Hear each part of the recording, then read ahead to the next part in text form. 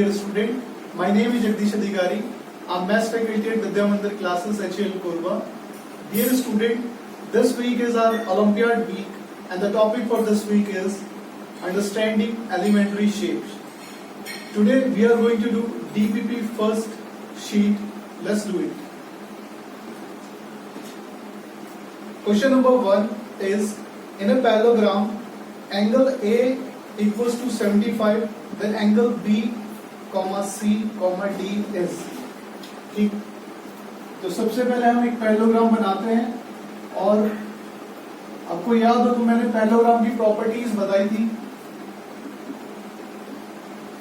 Parallelogram की properties होती है कि इसकी अपोजिट साइड्स इक्वल होती है एंड अपोजिट एंगल इक्वल होते हैं।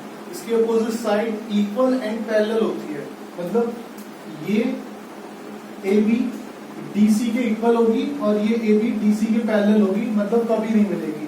सिमिलरली AD BC के इक्वल होगी और BC के पैरेलल होगी और इसके अपोजिट एंगल इक्वल होते हैं, मतलब A एंगल जो है वो C के इक्वल और B एंगल D के इक्वल।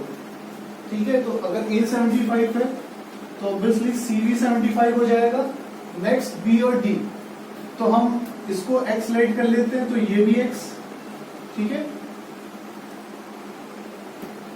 इसके बाद इसको दो तरीके से कर सकते हैं। एक बहुत सिंपल तरीका तो ये होता है कि जो एडजेसेंट एंगल है पैरेललोग्राम के, उनका सम 180 डिग्री होता है। एडजेसेंट एंगल का सम, इन दोनों का सम भी 180 हो सकता है, इन दोनों का सम भी, सिमिलरली इन दोनों का और इन दोनों का।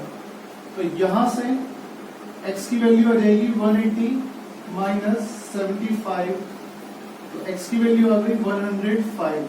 और अगर ये 105 है तो ये भी 105 हो जाएगा। This means angle B is 105, C is 75 and D is 105।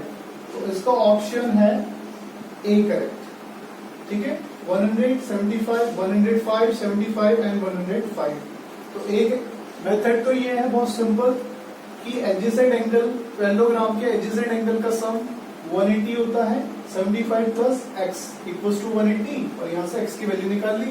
ये एक तरीका और है कि सपोज ये फिगर एडजेसेंट मतलब पैरेललोग्राम नहीं होती और ट्रेपेजियम होती और ये आपको तीन कोई भी एंगल दिए होते और फोर्थ आपसे पूछा होता, तो फिर हमारे पास एक फॉर्मूला होता है sum of all angle of quadrilateral. तो sum of all angle of quadrilateral होता है 360।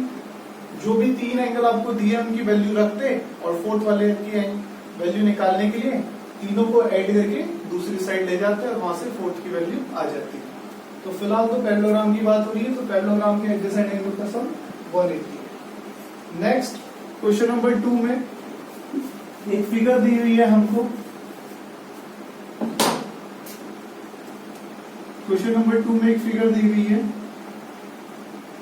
और हम कह सकते हैं एंगल दिया हुआ है, एंगल AOB और एंगल AOC। ये है हमारा 8x प्लस 1 डिग्री और ये एंगल हमारा 4x माइनस 7 डिग्री। तो हमसे इसने पूछा है x की वैल्यू बताओ, find the value of x। तो सबसे पहली बात, इसने यहाँ पे बॉक्स का, रेक्टेंगल बॉक्स का या स्क्वायर बॉक्स का साइन दिया हुआ है। इस स्क्वायर बॉक्स के साइन का मतलब होता है कि ये पूरा एंगल 90 डिग्री है। ठीक है, जैसे ही यहाँ पे स्क्वायर बॉक्स इसने बनाया, अगर यहाँ पे 90 मेंशन भी ना करे तो इसका मतलब अंडरस्टूड है कि ये एंगल AOB 90 डिग्री होगा।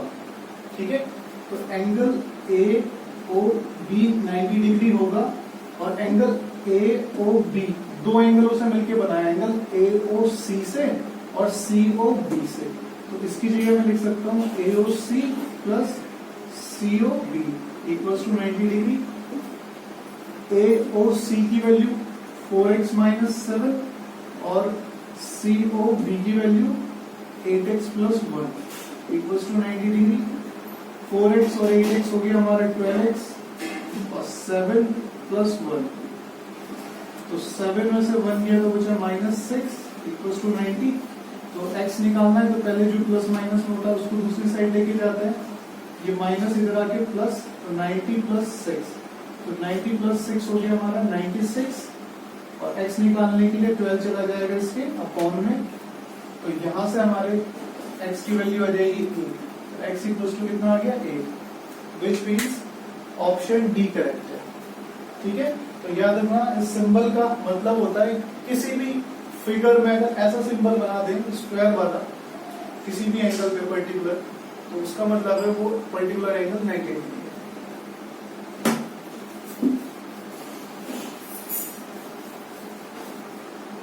नेक्स्ट क्वेश्चन नंबर सी, इसने बोला है John turns right angle 3 times.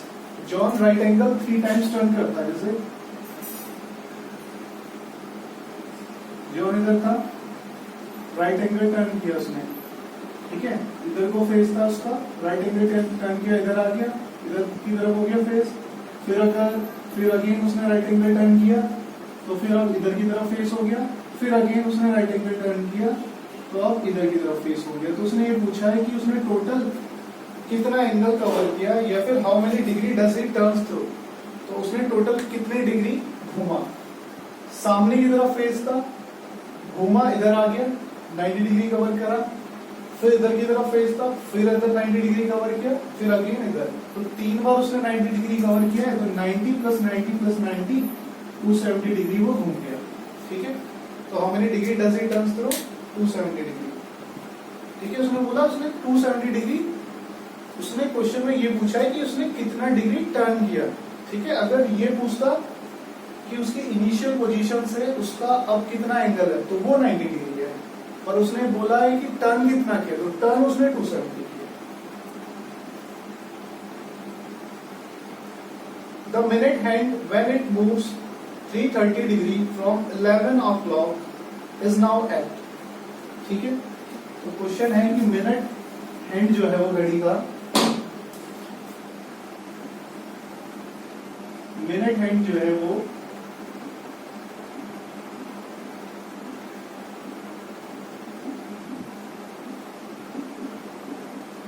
11 पे था, 330 डिग्री घूम गया, तो 330 डिग्री मतलब घूम के किस पे आ जाएगा 10 पे। कैसे, अगर वो घूम के अपनी इनिशियल पोजीशन पे आ जाए दोबारा से तो वो टोटल 360 डिग्री कवर करता है ना। घड़ी की सुई जब घूम के दोबारा से उसी पोजीशन पे आ जाती है तो टोटल वो एक कंप्लीट एंगल कवर करती है और एक कंप्लीट एंगल 360 डिग्री का होता है। पर इसने बोला उसने केवल 330 डिग्री घूमा, तो 30 डिग्री लेस घूमा, तो हर एक नंबर के बीच में 30 डिग्री का गैप होता है, तो 30 डिग्री लेस घूमा, दैट मीन्स वो 10 पर होगा। तो ऑप्शन डी करेक्ट है इसका।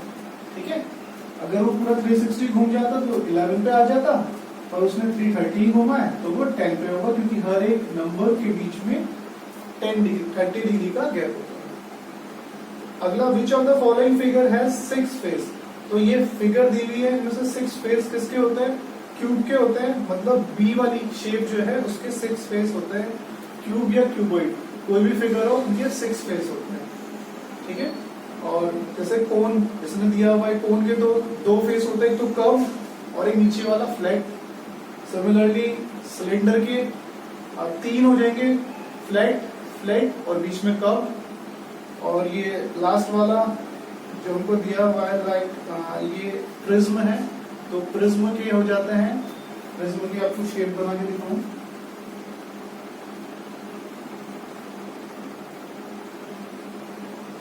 तो कुछ इस टाइप से उसकी शेप होती है, तो उसके फेस हो जाएंगे नंबर ऑफ फेसेस 1, और एक पीछे से 2, ठीक है, नीचे से 3, इधर से 4 और उस साइड 5, तो इसके हो जाएंगे केवल 5 फेसेस। तो 6 फेसेस वाली फिगर जो है हमारी वो बी होगी। ये क्यूब भी हो सकती है, क्यूबॉइड भी हो सकती है। ए triangle with 1 right angle and 2 acute angle is called. एक ट्रायंगल जिसका एक एंगल राइट एंगल हो और 2 एंगल एक्यूट हो, वो हमेशा राइट एंगल ट्रायंगल होगा। ठीक है, राइट एंगल ट्रायंगल का जब भी किसी ट्रायंगल का एक एंगल 90 डिग्री हो गया, बाकी उसके बाद हमको उसकी साइड्स देखनी होती है। इतना तो कंफर्म है कि वो ट्रायंगल राइट एंगल हो गई होगा। ठीक है, जैसे मैं इसकी फिगर बनाऊं तो एक एंगल हमने 90 बना दिया, तो ये तो ऑब्वियस है कि ये राइट एंगल है। अब इसके बाद राइट एंगल भी दो टाइप के होते हैं, तो नॉर्मल राइट एंगल और एक होता है आइसोसेलेस राइट एंगल। तो आइसोसेलेस राइट एंगल के लिए इसकी दो साइडों का कंपलसरी होना इक्वल होना जरूरी है। अगर ये दोनों इक्वल हो जाते हैं तो ये आइसोसेलेस राइट एंगल हो गया, वरना ये सिंपल राइट एंगल।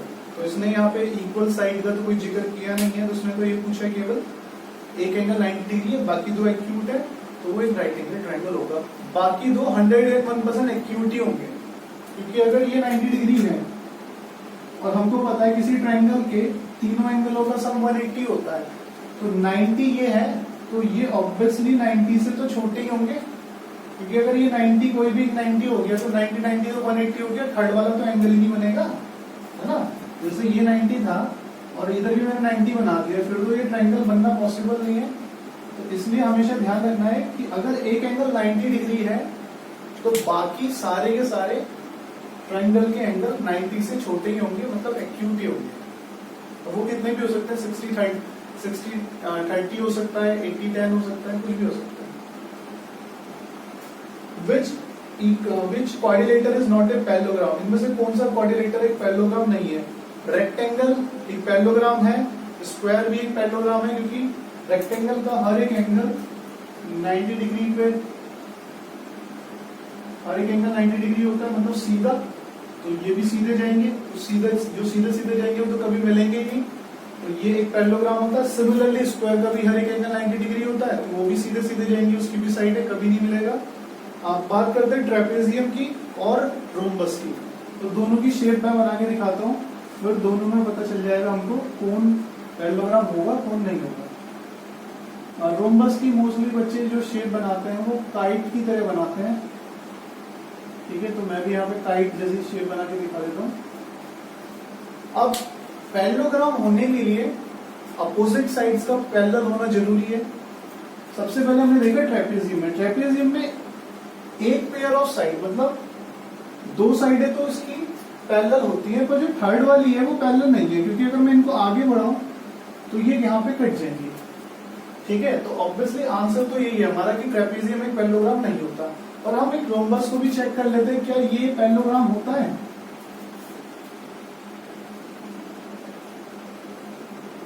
ठीक है, रोम्बस की ऑल साइड्स इक्वल होती है। ऑल साइड इक्वल होने का मतलब है, अगर जैसे मैंने ये साइड 5 सेंटीमीटर की बनाई, तो यहां से भी मैं 5 सेंटीमीटर का आर्क लगाऊंगा, ठीक है, यहां से भी और इधर से भी, तो मतलब ये सारी साइडें 5 सेंटीमीटर की होगी, और इसका हर एक एंगल, मतलब जो इसके डायगोनल होते हैं वो 90 डिग्री पे इंटरसेक्ट करते हैं, और इसके डायगोनल 90 डिग्री पे इंटरसेक्ट करते हैं, इसका मतलब ये है कि इसकी साइडें भी पैरेलल होंगी, ठीक है। 90 डिग्री पर इंटरसेक्ट करने का मतलब ये है कि इसकी जो साइडें होंगी वो भी पैरेलल होंगी, ठीक। कोई भी फिगर जिसके डायगोनल 90 डिग्री पर इंटरसेक्ट कर रहे हैं उसकी साइडें 100% पैरेलल ही होती है। Next question, in a right angle triangle if an angle is 35 degree then the measure of other angle। Right angle triangle में एक एंगल तो इसने बोल दिया स्टेटमेंट में कि राइट एंगल मतलब 90 होगा, दूसरा 35 हो गया, और ये वाला हमसे पूछा है, इसको x ले लेते हैं। तो sum of all angle of triangle 180, x plus 90 plus 35 equals to 180, तो x equals to 180 minus 125, x equals to 55। मैं ये 125, 90 और 35 को ऐड करके मैंने डायरेक्टली उधर भेज दिया, ठीक है। तो आंसर हो गया इसका 55, तो सी ऑप्शन करेक्ट है। आगे, sum of any two sides of triangle is always dash than the third side, ये बहुत इंपॉर्टेंट स्टेटमेंट है, और इससे रिलेटेड क्वेश्चंस भी काफी सारे आते हैं। जैसे आपको 3 साइड की मेजरमेंट दे देंगे, ठीक है, जैसे 3 साइड की मेजरमेंट दे दिया हमको,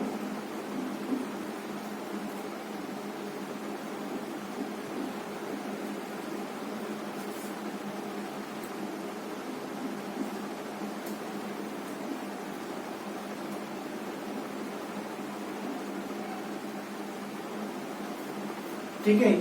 अब हमसे क्वेश्चन ये पूछा जाएगा कि क्या ट्राइंगल हम फॉर्म कर सकते हैं with the help of these length of the sides. मतलब क्या किसी ट्राइंगल की लेंथ, साइड्स की लेंथ 5, 3 या 9 हो सकती है, या फिर ये बोल देंगे क्या 5, 3, 9 साइड वाला कोई ट्राइंगल हम फॉर्म कर सकते हैं। तो कैसे पता चलेगा कि कोई भी ट्राइंगल हम गिवन साइड, ये गिवन लेंथ ऑफ साइड से बना सकते हैं या नहीं बना सकते। उसने यहाँ पे 3 साइड्स ले ली हैं, तो अब हमें क्या करना है, हमको ये देखना है कि इनमें से सबसे बड़ी साइड कौन सी है, वो 9 है। बाकी जो रेस्ट बची हुई साइड्स हैं उनका सम करना है। जैसे 5 + 3, इन दोनों का सम कितना हो गया 8। तो थर्ड साइड का, इन दोनों का सम हमेशा थर्ड साइड से बड़ा आना चाहिए, तभी कोई ट्राइंगल बन सकता है, अदरवाइज नहीं बनेगा। जैसे 5 + 3, इन दोनों का सम आया 8, तो 8 9 से छोटा है, इसका मतलब ट्राइंगल नहीं बनेगा। यहाँ पर सबसे बड़ी साइड 12, बची हुई साइड 7 और 3, इन दोनों का सम आया 10, तो 10 12 से छोटा है, इसका मतलब ये एंगल भी, ये ट्राइंगल भी नहीं बनेगा। ठीक है, तो बड़ी वाली साइड को हमको क्या करना है, उसको ऐसे ही छोड़ देना है, बाकी जो बची हुई साइड्स है उनका सम करके देखना है। अगर वो सम जो सबसे बड़ी साइड है उससे बड़ा आ जाता है तो ट्राइंगल बनेगा, अदरवाइज नहीं बनेगा। सिमिलरली यहाँ पे हमने किया, बड़ी साइड को छोड़ दिया, बची हुई साइड का सम किया, तो 6 5 से बड़ा है, इसका मतलब ट्राइंगल बनेगा। 7 + 2 9, 9 8 से बड़ा है, इसका मतलब ट्राइंगल बनेगा। तो जब भी ग्रेटेस्ट साइड को छोड़ के बची हुई साइड का सम ग्रेटेस्ट साइड से बड़ा हो जाता है तो ट्राइंगल बनेगा, अदरवाइज नहीं बनेगा। इसका मतलब है greater than, sum of any 2 sides of triangle is always greater than the third side. ठीक है, which of the following solid has the greatest number of faces. ये हमको फिगर दी हुई है, जैसे cylinder, triangular, prism, cube and cone, इनमें से सबसे ज्यादा फेसेस किसमें होते हैं। तो अभी बताया था सिलेंडर में 3 फेसेस, ट्राइंगुलर प्रिज्म में 5, क्यूब में 6 और कोन में 2। तो सबसे ज्यादा फेसेस हो गए हमारे क्यूब में, ऑप्शन सी करें।